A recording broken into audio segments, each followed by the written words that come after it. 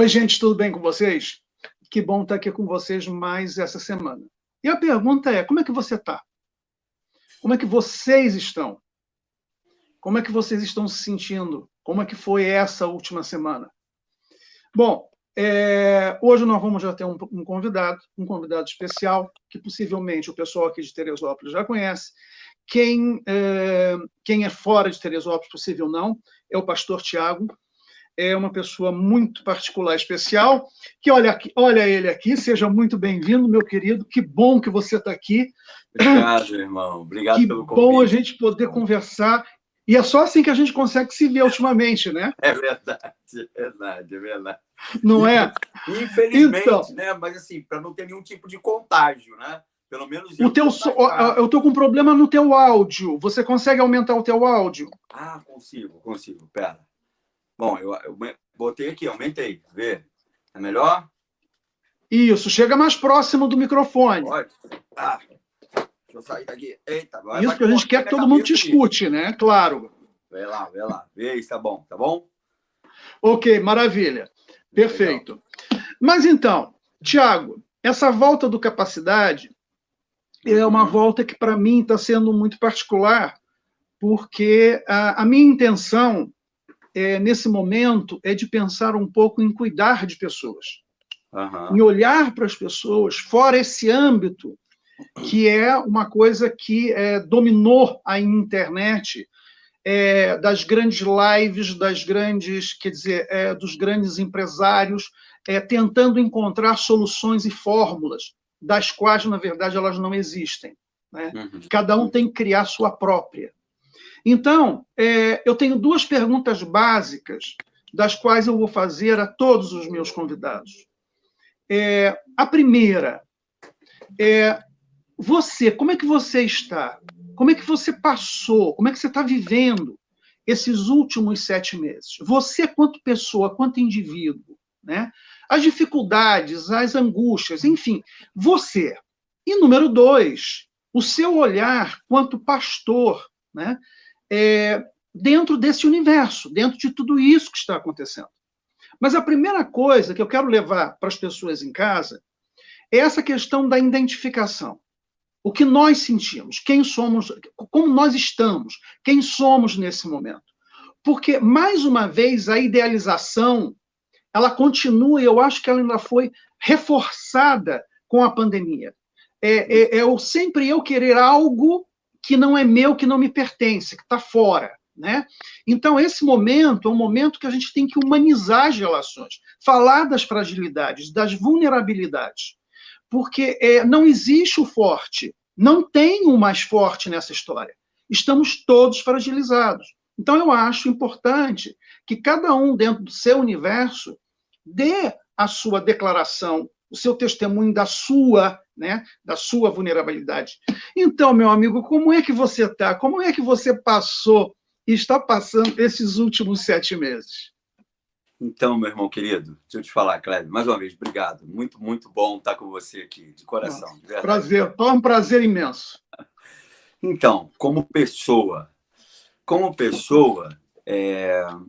eu creio que como qualquer ser humano nesse período, a gente parou diante da limitação do ser para a morte, do ser finito, e se reconheceu esse indivíduo que às vezes se acha de extrema potência, extremamente potencializado, mas essas coisas e as coisas que aconteceram com a pandemia despotencializou algumas realidades da gente. Que tipo de despotencialização aconteceu? Tem um texto na Bíblia, que é um texto do apóstolo Paulo, que ele fala assim: quem está em Cristo é uma nova criatura, as coisas velhas se passaram e tudo se fez novo. A realidade de Paulo, a realidade do primeiro século, do homem do primeiro século, da pessoa, da mulher do primeiro século, não diverge das realidades posteriores. Até porque o material humano é o mesmo. A gente age das mesmas maneiras, das mesmas formas, a gente só muda os nomes das coisas. Mas cobiça, inveja, erro, tentação, são tudo a mesma coisa. Está dentro de sempre tudo do mesmo cenário.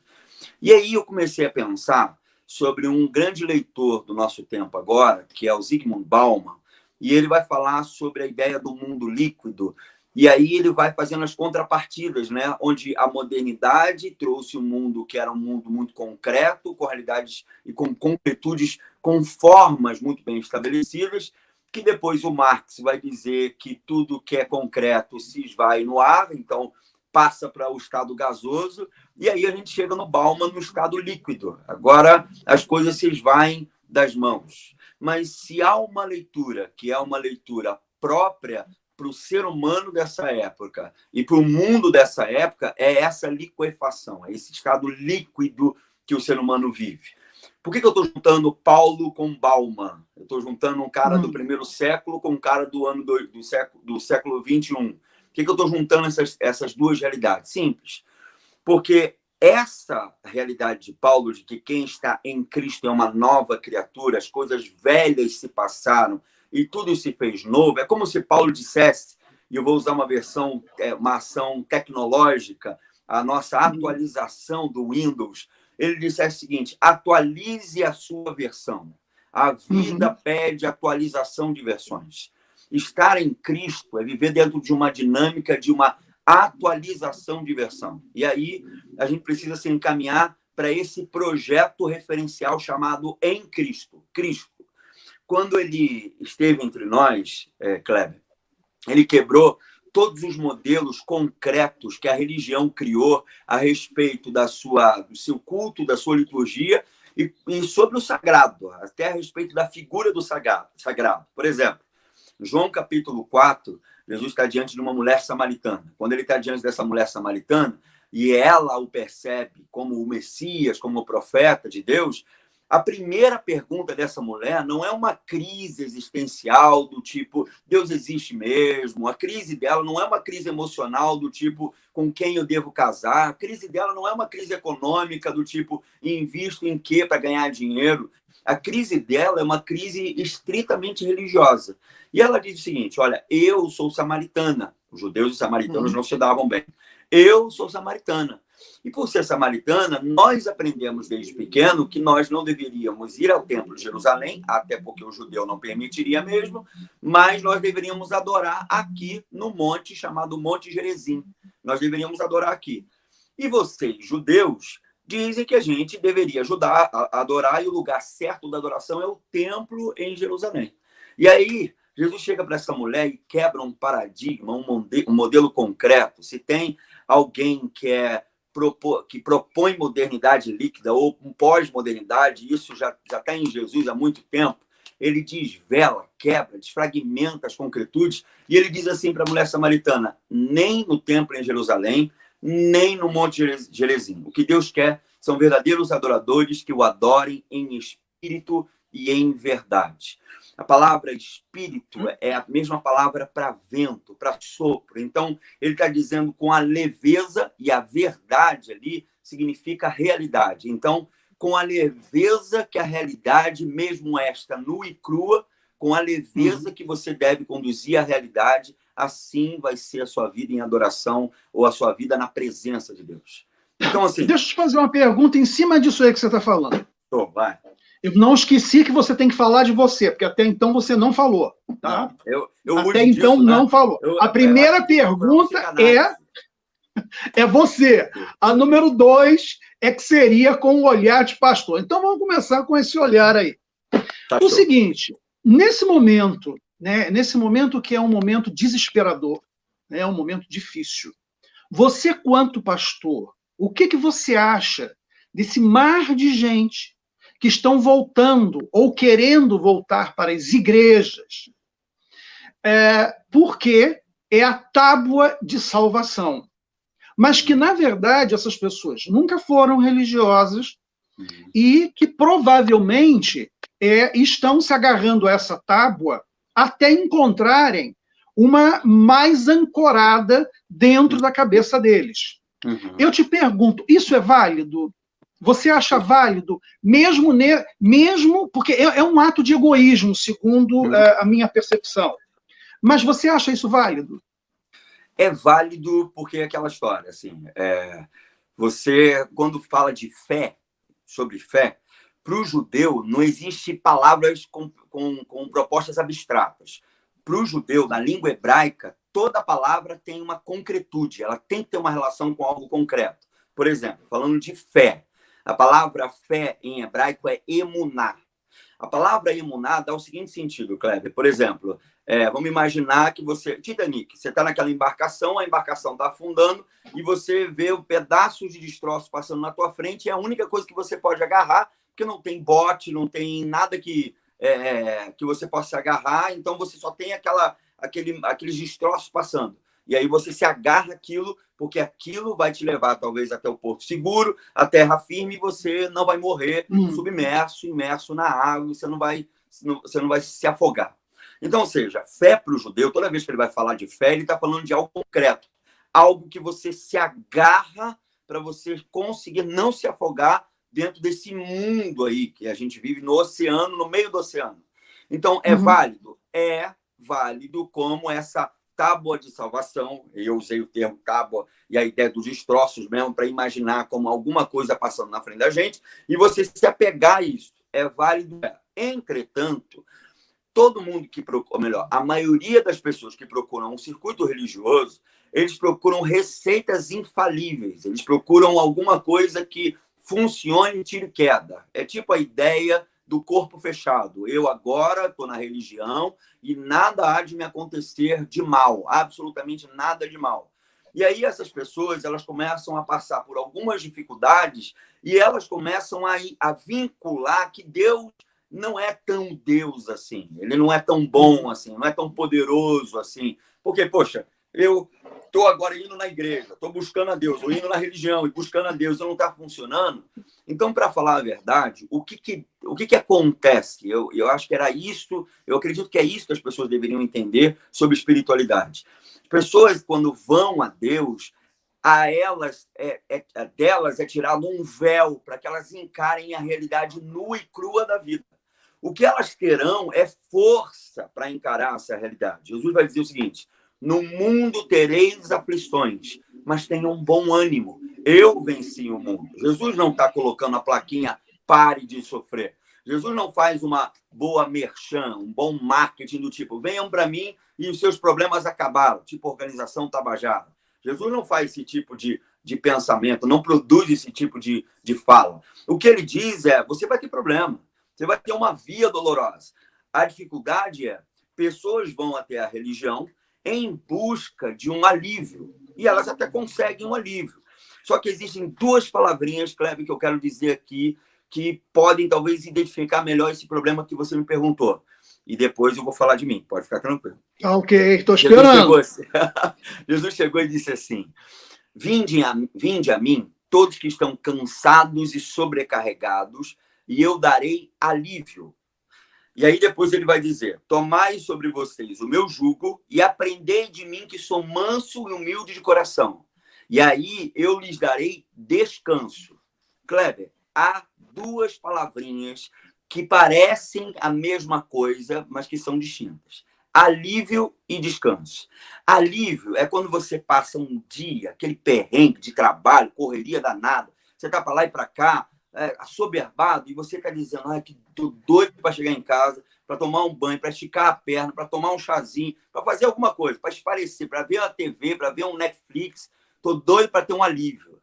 Só que aquela questão, o alívio, ele tem prazo. O alívio mostra para você que está chegando 8 horas da noite, 9, 10, meia-noite, você vai dormir, 8, 7 horas da manhã, você está de pé de novo para poder enfrentar os mesmos problemas e as mesmas dificuldades. Então, o alívio é uma proposta momentânea. Jesus fica dizendo, então, venham a mim, vocês que estão cansados e sobrecarregados, e eu vou dar alívio, eu vou segurar as pontas de você. Você é a UPA. No momento que você vai precisar, você é a sua UPA. Você vai lá, você não vai ser internado na UPA. Só que há uma frase de transição, que foi a que eu falei aqui, que muda a perspectiva do enfrentamento e do engajamento a respeito da vida. Ele vai dizer o seguinte, assim, tomai sobre vocês o meu jugo, jugo é o ensino dele, todo jugo significa isso, jugo é um ensino, tomai sobre vocês o meu jugo que é suave e o meu fardo que é leve. E aí vocês encontrarão descanso. Então ele está dizendo, quando vocês se comprometem para encarar o que deve ser encarado, e aí eu vou ter que falar desse amigo nosso de novo, o bigodudo do Nietzsche, O Nietzsche falava do amor fati, o amor fato, o amor ao destino, o fado que a gente vê os portugueses cantando, aquela melancolia gostosa, mas que traz ali para a gente, no canto ali do fado, a ideia do destino, do encarar uma dificuldade. O destino não é aquela coisa, vamos dizer assim, escrita, tal qual a árvore, a folha caiu, estava escrito. Não é isso. É as coisas que eu tenho que passar, porque eu tenho que passar mesmo. Eu tenho que enfrentar aquilo, eu não posso me desvencilhar, porque se eu desvencilhar, eu vou ser imaturo. Se eu pedir para não enfrentar, eu serei imaturo. Então, ele está dizendo para a gente o seguinte, olha só, esse amor fati, esse amor às coisas que você deve enfrentar, esse amor às dificuldades, esse amor aos enfrentamentos, não é o amor a só coisas boas, é o amor ao enfrentamento. Se você encarar a vida dessa maneira, você vai encontrar descanso. Só que tem uma pancada de gente em busca de morfina, tem uma pancada de gente em busca de placebos até, mas que ele possa dizer, até passou aquela dor, mas que, na realidade, aquela dor ali era um indicativo de algo que está ruim aqui dentro. A febre não é uma doença, a febre é um indicativo. Ele falou assim, passou, não estou nem mais sentindo mais quente. Mas não é. Então, no fundo, quando as pessoas vão até a religião, o que eles querem é uma morfina constante. Eles querem que todo dia seja aplicada uma morfina.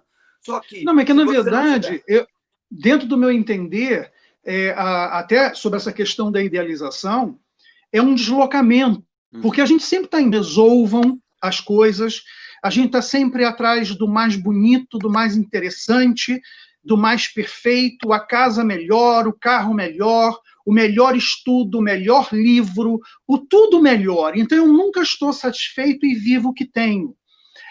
Eu tenho assim um olhar muito particular a respeito do que é chamado fiéis, que vem do que é fé e que não tem nada a ver com religião. Fé é uma coisa e religião é outra.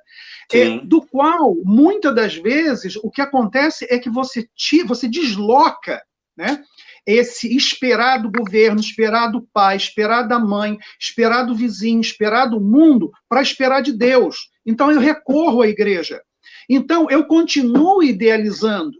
A grande questão de você idealizar esse Deus salvador e que te dá tudo aquilo que você pede é um grande engodo. E que, para mim, nesse momento, mais uma vez, quem recorre está recorrendo, mas deslocando as suas frustradas idealizações. Porque eu não posso ter o melhor marido, a mulher mais bonita, ser o que ganha mais. Não tem como, a vida não é assim. E esse momento, ele tem acentuado muito essa questão.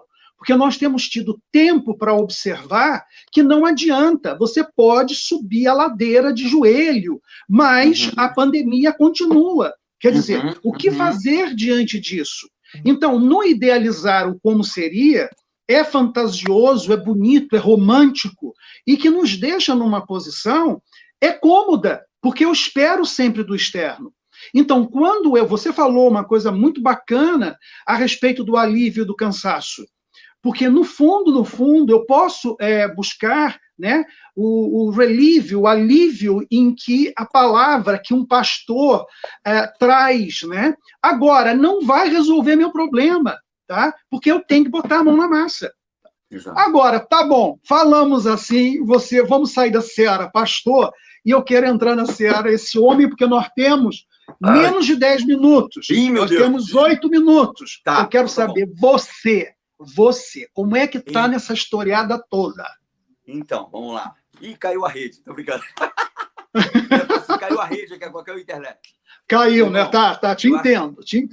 O Chesterton vai falar uma coisa legal, ele vai dizer, nada mais bonito do que um ser humano comum, um homem comum, com uma família comum, as coisas comuns da vida. E eu vou te dizer que foi um dos momentos mais difíceis para mim, muito difícil. Por que muito difícil? Porque eu tinha que lidar com as minhas dores e, dentro de um contingente muito maior, lidar com as dores das outras pessoas. Por quê? As pessoas, aquela história que a gente começou a dizer, que a gente sempre conversou, as pessoas começaram a conviver, as famílias começaram a se encontrar, os maridos e as esposas começaram a, de fato, se ver, não era só para dormir, se ver. os filhos começaram a participar da vida da família, coisa que nem existia, porque era colégio, era inglês, era música, era tudo, meio que dizendo, vou investir nesse garoto, nessa menina, mas era quase um despacho, né? Vamos botar esse moleque para fora, essa menina para fora, para não irritar aqui dentro. E as coisas começaram a serem mais conflitantes dentro de casa. E eu lidar com isso, eu vou te confessar, eu sou extremamente psicossomático. As minhas fragilidades, às vezes elas não conseguem ser verbalizadas, traduzidas. E aí daqui a pouco começa a dar um negocinho aqui, aí começa a dar uma conjuntivite, e eu sei que é o meu corpo dizendo, Thiago, tá doendo, joga isso para fora de fato, fala, diz o que está doendo. E essas questões que eu acho que é um grande erro, e eu confesso esse pecado, é a ideia de talvez, em alguns instantes, flertar com um complexo messiânico. A ideia de que eu tenho que resolver o problema mesmo. Eu estou ali, eu tenho que resolver o problema de todo mundo. E não é porque ele é legalzinho, não, é porque eu vidrei nisso. E a gente vidra com determinadas ideias e a gente não consegue desfocar de determinadas vidrações. A gente está vidrado naquela ideia. E essa ideia do complexo messiânico, às vezes, de te levar a fazer e resolver o problema de metade do mundo. E você achar que você tem que resolver o problema de metade do mundo. E você não consegue dar tempo para si. E é um profundo erro isso. Por quê? Os tempos sabáticos na Bíblia eram para entender e fazer o ser humano entender que ele precisa dar descanso para si, para a sua alma, para o seu corpo, para a sua vida. Mas uma pergunta, mas você, como é que você, além da tua fé, na prática, no teu dia a dia, como é que você driblou ou tentou driblar essas psicossomatizações ou até mesmo esses conflitos que passaram a existir e que antes podiam existir, mas não eram vistos? Como é que foi a tua conduta?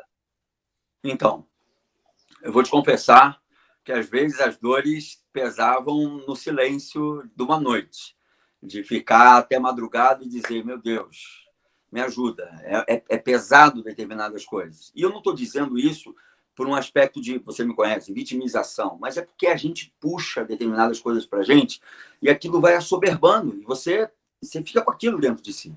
Bom...